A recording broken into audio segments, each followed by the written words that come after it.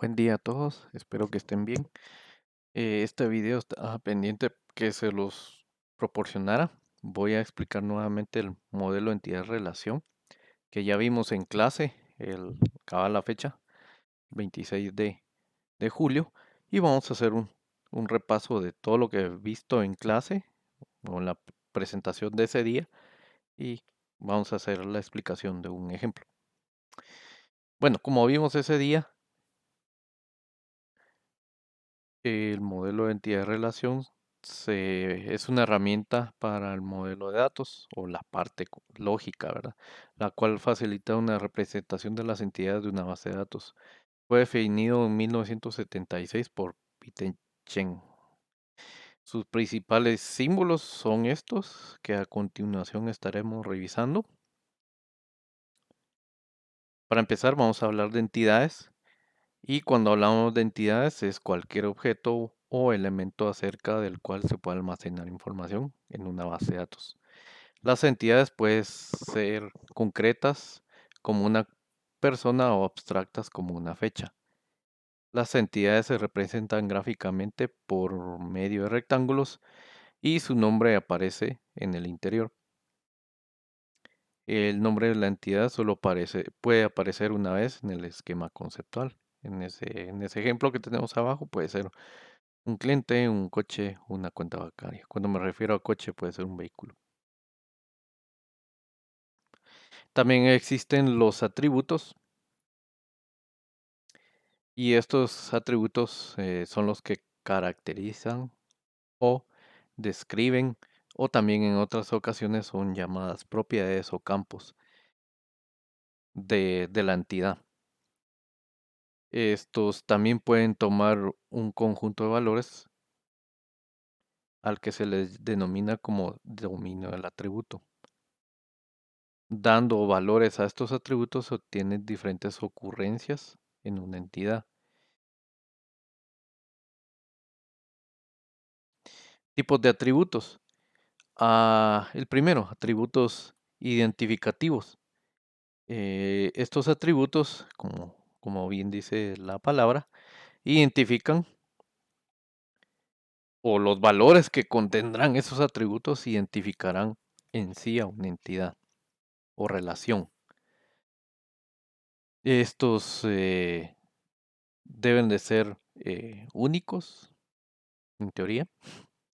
También tenemos atributos descriptores, que son atributos que discriminan otras ocurrencias, ya sea una entidad fuerte o una entidad eh, débil. Y algunos ejemplos que puse ahí, tanto identificativos que puede ser el código producto, por ejemplo, o el código universal de un libro. Y cuando hablamos de atributos descriptores, puede ser la fecha de nacimiento, el precio o el IVA.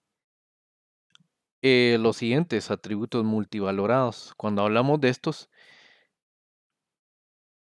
son atributos que poseen valores o varios valores de un mismo dominio. Un ejemplo de esto es que en lugar de solo almacenar un email, almacenamos varios emails en un solo atributo. O también podemos tener un teléfono, o no solo uno, sino varios.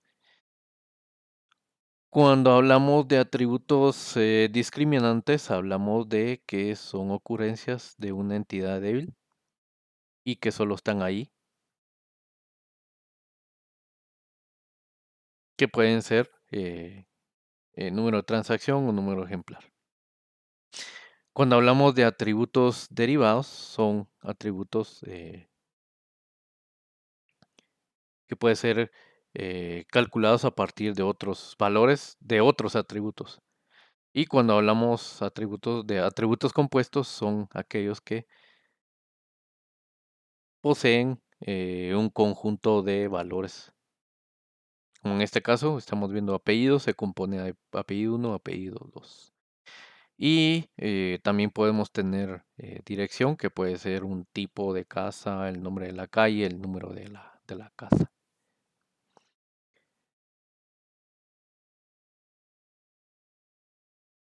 También tenemos como parte de la simbología del modelo de entidad de relación valga la redundancia, las relaciones entre atributos. Eh, Cuando hablamos de relaciones es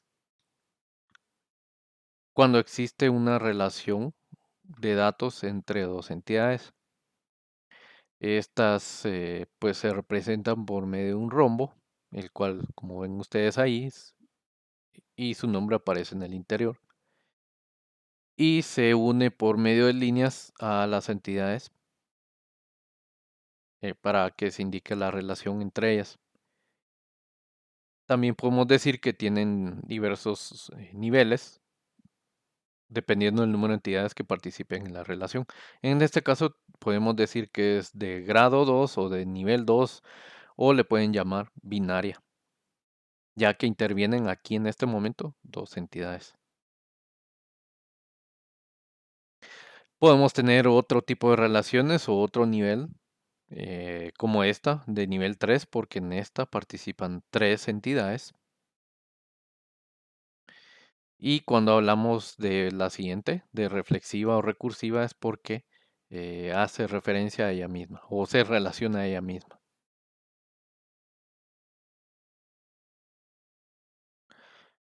Bueno, aquí entramos a otra parte también de las relaciones, que son los roles. Y esto es básicamente qué rol tiene cada una de las entidades en la relación. Por ejemplo, aquí tenemos un cliente y coche o vehículo. Cada una, como ven ahí, tiene sus atributos. En este caso, como vimos anteriormente, em, los atributos identificativos se representan por un círculo eh, coloreado en negro y su respectivo nombre. Entonces, si ven, en del lado del cliente aparece el NFI. Me imagino que es número de identificación del cliente, y por el otro lado tenemos del vehículo o coche su identificador, como es la matrícula. Cada uno con sus atributos, tanto descriptores como identificativos, pero también hablando de las relaciones propiamente tenemos cliente coche o cliente vehículo, y aquí viene ya la parte de roles que les decía, en el cual se lee un vehículo es comprado por un cliente y un cliente compra un coche o un vehículo. Esto es para el caso que tenemos dos entidades o una relación de nivel 2, grado 2 o binaria. En grado 3, por ejemplo, la que tenemos abajo, podemos decir que un libro es publicado por un autor, una editorial publica un libro o un libro es publicado por una editorial. Normalmente se trata de tener una sola palabra que indique las relaciones. También tenemos otra parte de las relaciones, que es la cardinalidad, que es el número de ocurrencias que están asociadas a una y a la otra entidad. Por ejemplo, acá, relación eh,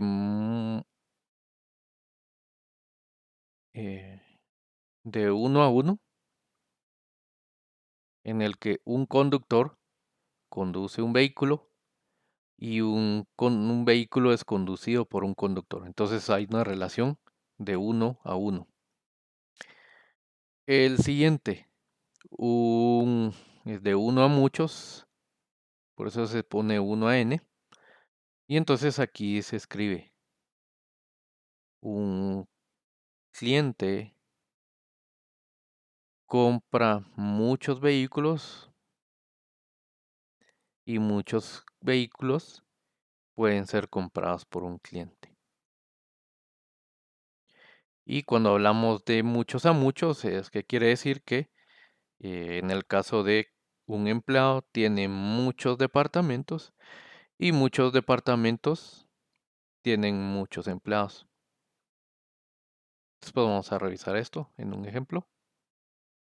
Aquí describo, pues tengo ya un ejemplo realizado, lo voy a hacer paso a paso, en el que ustedes ven entidades fuertes, que son los rectángulos, y entidades débiles que tienen doble rectángulo.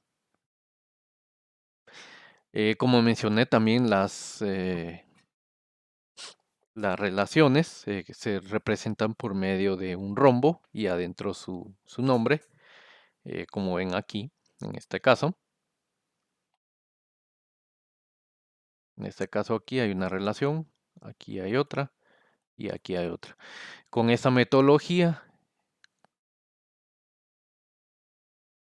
como vemos aquí, vemos que aquí es un atributo identificativo, un atributo multivalorado, aquí un atributo descriptivo, creo que aquí tengo un error, pero podemos decir aquí un atributo identificativo, atributo descriptivo y solamente. Bueno, vamos a empezar a hacer el ejemplo para que lo tengan presente.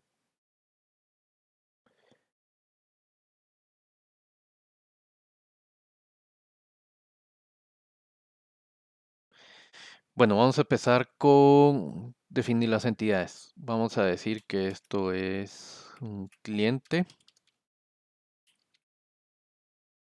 Voy a poner una etiqueta aquí.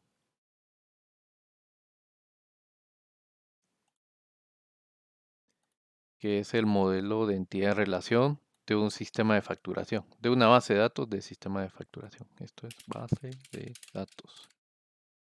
Datos, datos de sistema de facturación. Listo. Bueno, vamos a empezar a hacer cada una de las entidades como vimos en el ejemplo que tengo ahí, pero lo voy a hacer paso a paso. Aquí factura. Vimos también que había un producto.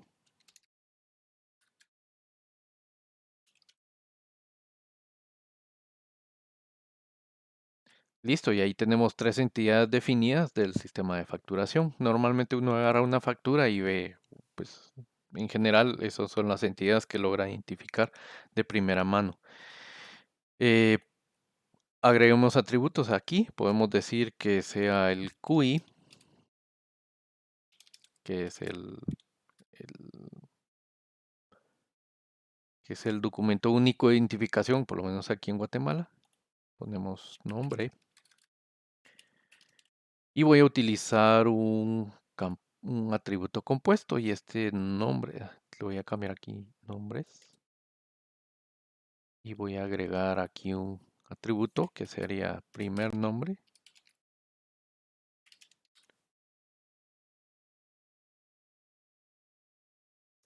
Segundo nombre.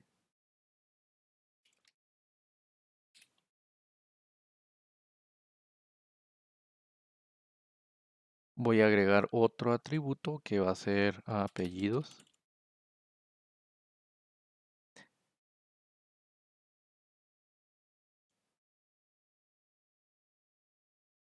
Y esto lo voy a poner compuesto y lo vamos a agregar primer.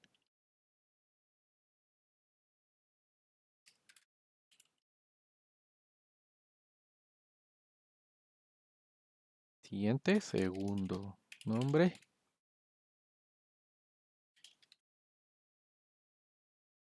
Voy a poner un par más. Voy a poner aquí teléfono para no extendernos mucho. Multivalorado. Voy a poner aquí fecha de nacimiento.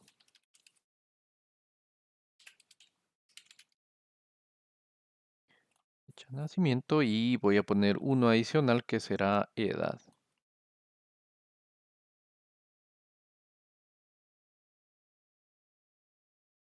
Y este es de tipo derivado, como dijimos antes, los atributos derivados se calculan a partir de algún otro atributo. En este caso, se puede utilizar la fecha para el cálculo de esto. Aquí podemos decir número factura, que va a ser único, identificativo. Aquí voy a agregar fecha de emisión.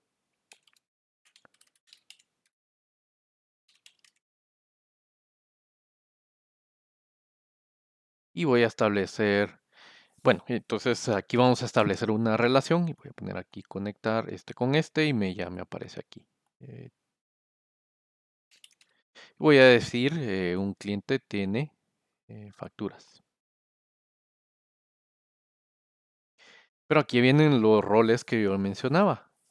Bueno, perdón, la cardinalidad. Cuando hablamos de cardinalidad, decimos que un cliente, ¿sí?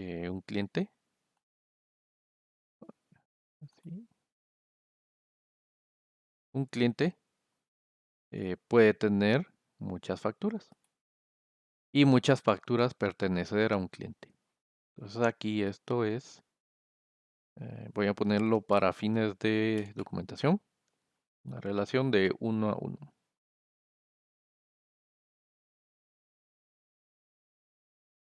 Listo. Em, de ahí vamos a decir que, bueno, ¿y cómo solucionamos esto? Vamos a decir que una factura, voy a conectarlo aquí con este.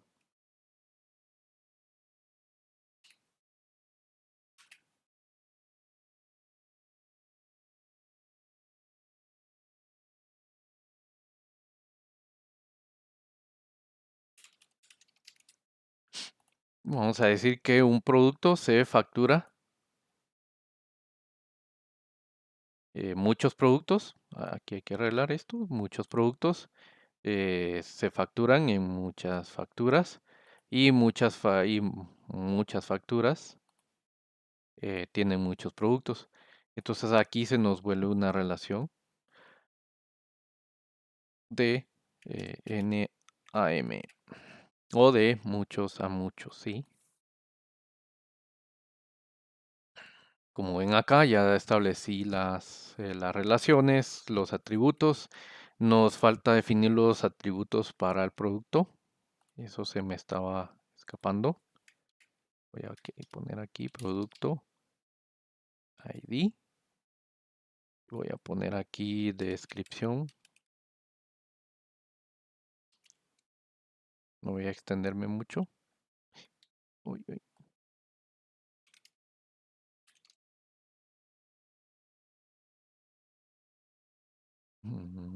Descripción. Y voy a poner uno más, precio.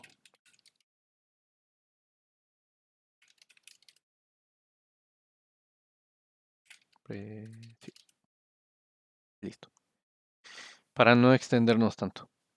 Bueno, entonces esto en la práctica, cuando estamos diseñando bases de datos y cuando hablamos propiamente del modelo entidad relación o bases de datos relacionales, mejor dicho, cuando hablamos de bases de datos relacionales, esto en la práctica no es funcional. Cuando tenemos una relación de muchos a muchos no es funcional porque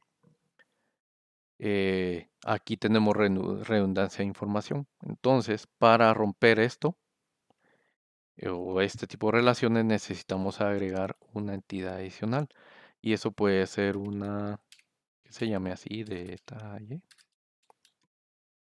factura. Y esta entidad puede ser débil o asociativa. Hablamos débil, que sea una entidad débil porque no puede existir o sin la dependencia de otras. O también se puede decir que es una entidad asociativa porque está asociada con mm, una o dos o tres o muchas entidades. En este caso voy a dejarla como débil, aunque muchos autores pueden usar la asociativa. Aquí voy a utilizar la débil. Realmente en la práctica, eh, pues no se identifica mucho. Ya cuando estemos a ver el siguiente tema del curso, que es el modelo ya relacional, ya para implementarlo en una base de datos. Pero realmente vamos a utilizar una entidad débil.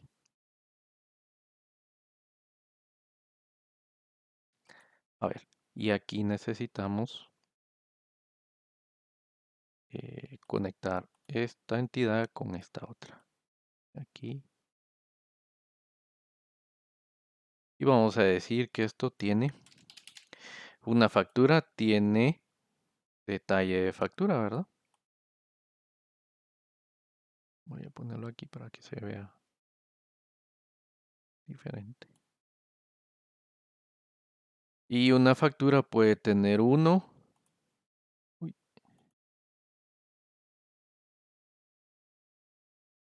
una factura puede tener muchos detalles y muchos detalles tienen una sola factura o pertenecen a una sola factura. Listo. Y aquí también necesitamos otra entidad.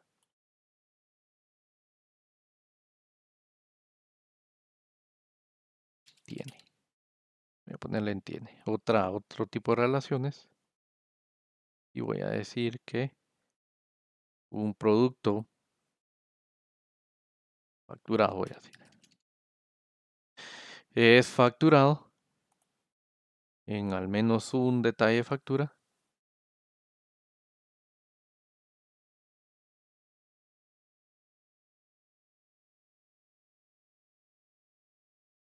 Ok.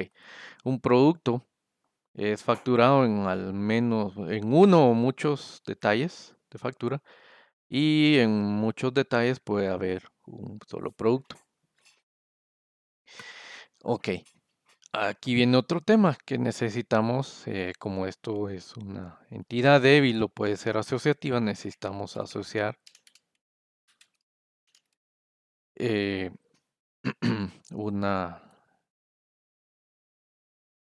un, un atributo que sea número de factura, que va a ser parcialmente único.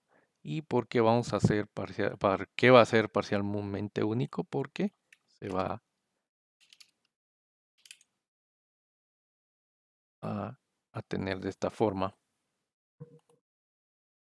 que serán dos atributos compuestos. No lo puse compuesto como tal porque para fines del curso lo voy a dejar de esta forma. Es una manera de identificar esta entidad que en la práctica lo vamos a ver que esto puede ser una llave primaria y al mismo tiempo foránea, pero lo vamos a ver más a detalle. También podemos tener aquí un atributo descriptor o discriminante, perdón. Ahorita lo voy a poner, que sería eh,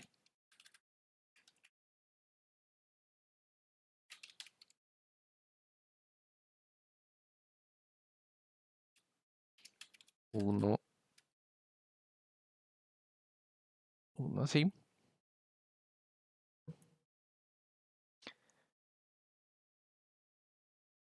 que nos va a servir para identificar a esta entidad.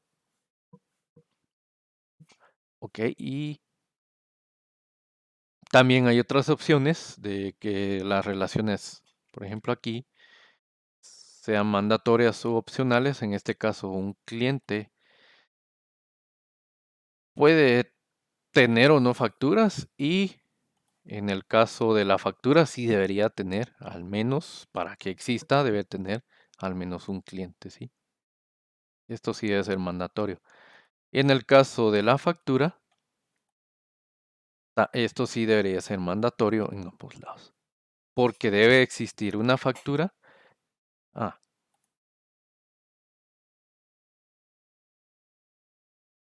debe existir una factura, pero pues, debe ser opcional que exista un detalle porque podemos tenerla anulada. Igual con los productos. eh, es opcional que sea facturado y puede ser no, que no exista el producto, entonces no va en ese detalle de factura. Entonces voy a hacer suma acá para que vean el ejemplo. Espero que todo haya quedado claro.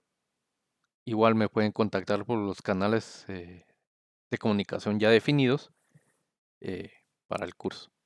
Que tengan buen día.